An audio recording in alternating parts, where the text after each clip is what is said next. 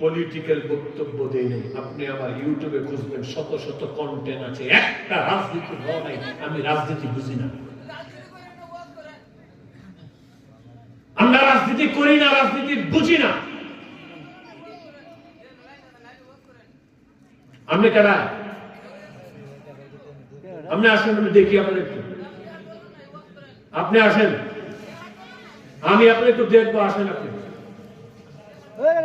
আপনি আসেন, আমি ওয়াজ করবো না। আপনি করেন, আপনি আসেন।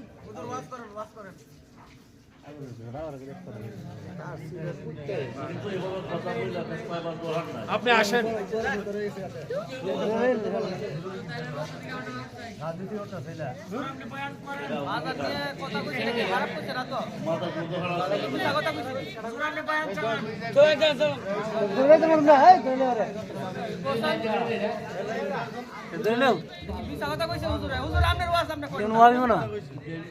ওলি আল্লাহর মাজারে হামলা হয়েছে কি হয় নাই? আওয়াজ দিতে হবে, হয়েছে কি হয় নাই? মাজার সংশ্লিষ্ট মসজিদগুলিতে আগুন হয়েছে কি হয় নাই? আওয়াজ দিয়ে বলেন, হয়েছে কি হয় নাই? এগুলিকে ভালো কাজ করেছেন? এটা কি রাজনীতি?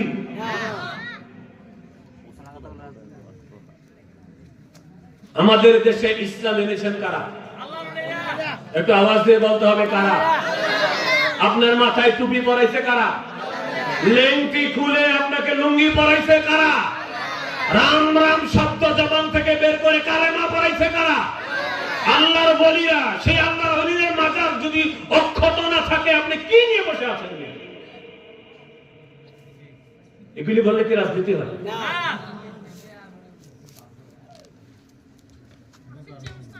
ইসলামের দোহাই দিয়া আজকে এগুলি করা হচ্ছে। সম্প্রীতিকে নষ্ট করা হচ্ছে।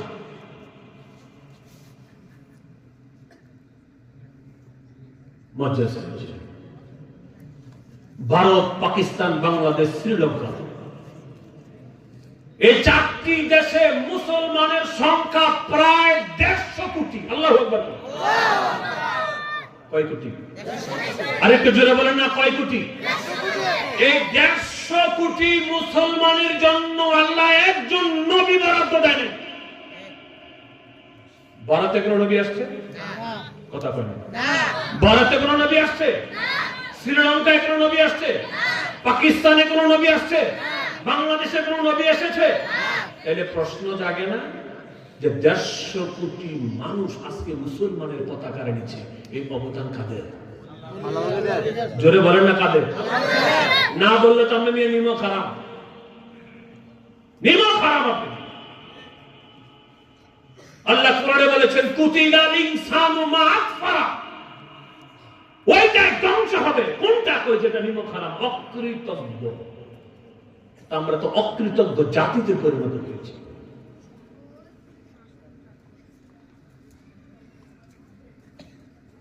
আমরা দলে দলে হুজুর গিয়া মন্দির পাহারা দেব, আর আল্লাহর ওলির মাজার মাইকে অ্যানাউন্স করে নিয়ে ভাঙতে আসি।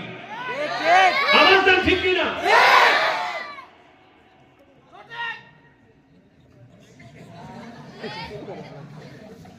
আল্লাহু আকবার বলেন। আরে জোরে বলেন আল্লাহু আকবার। আমি কি একটা শব্দ মিথ্যা বলেছি? এগুলি কোন মুসলমানের কাজ হতে পারে না। হতে পারে? বাজার বলেন।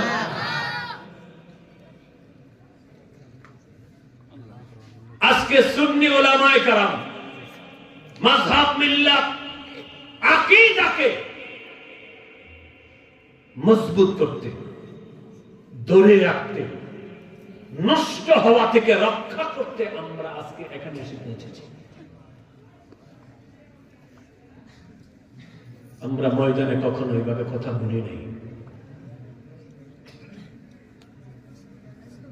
আপনি একটা দল করেন, আলহামদুলিল্লাহ, আপনার কাছে। আমি একটা দল করি, আমার দল আমার কাছে আছে।